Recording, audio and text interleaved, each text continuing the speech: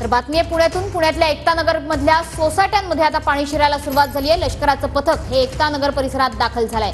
एकता नगर मधला वीज पुरवठा यापूर्वीच खंडित करण्यात आलाय। अनेक नागरिकांना यापूर्वीच सुरक्षित स्थळी हलवण्यात आलंय। आपले प्रतिनिधी प्रदीप कापसे आपल्यासोबत जोडले गेले। प्रदीप, सध्याची काय परिस्थिती आहे? आपण पुण्यातल्या रस्त्यावरती मनसे कल्पना करू शकत नाही की पुण्यातल्या रस्त्यावरती बोटी चालतायत।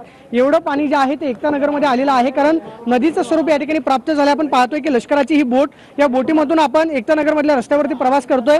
आतल्या सोसायट्यांमधून लष्कराच्या जवानांना आवाज दिला गेला की आम्हाला मदत हवी आहे, त्यामुळे आपण पाहतोय की लष्कराची एक बोट जी आहे त्या ठिकाणी दाखल झालेली आहे।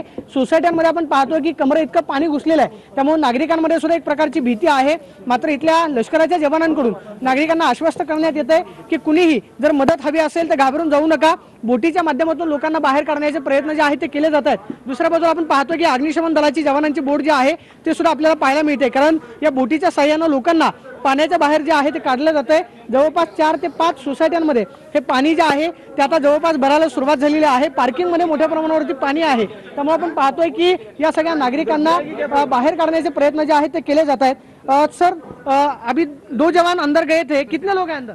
अंदर चार ही है ना, चार लोग हैं। हम उनको भी रेस्क्यू के लिए जा रहे हैं, लेकिन वो चल नहीं रहा।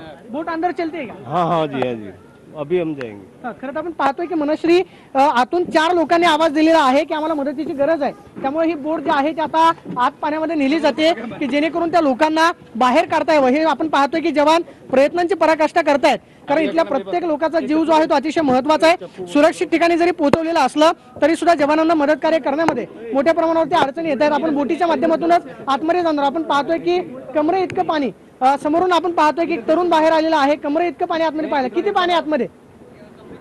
किती लोक आहेत आतमध्ये? 3-4 लोग हैं।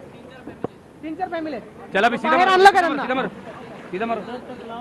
बोट येईल का आतमध्ये? बोट खरं तर मनसे आपण पाहतोय की बोटीच्या माध्यमातून आपण आतमध्ये जाण्याचा प्रयत्न करणार आहोत, कारण आपण पाहतोय की नदीसारखं स्वरूप पुण्यातल्या रस्त्यांना आलेलं आहे।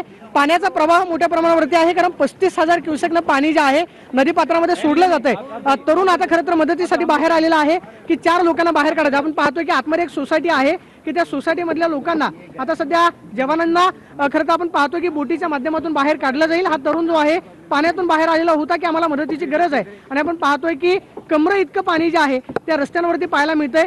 सोसायट्यांमधले जे लोक घाबरलेले आहेत त्यांना आपण पाहतोय की जवानांच्या माध्यमातून या बोटीच्या माध्यमातून आश्वस्त केलं जात आहे की सगळ्यांना बाहेर काढलं जाईल, कुणीही घाबरून जाऊ नका, अशा पद्धतीची परिस्थिती आपल्याला पाहायला मिळते। या सगळ्या आपण पाहतोय की पार्किंग मध्ये, त्याच्यामुळे एकता नगर मधल्या सोसायट्यांमध्ये जिथे जिथे पाणी शिरलेलं आहे तिथे आता लष्कराच्या तुकड्या तैनात करण्यात आल्या आहेत आणि बोटींच्या माध्यमातून आता अडकलेल्या नागरिकांची सुटका केली जाते।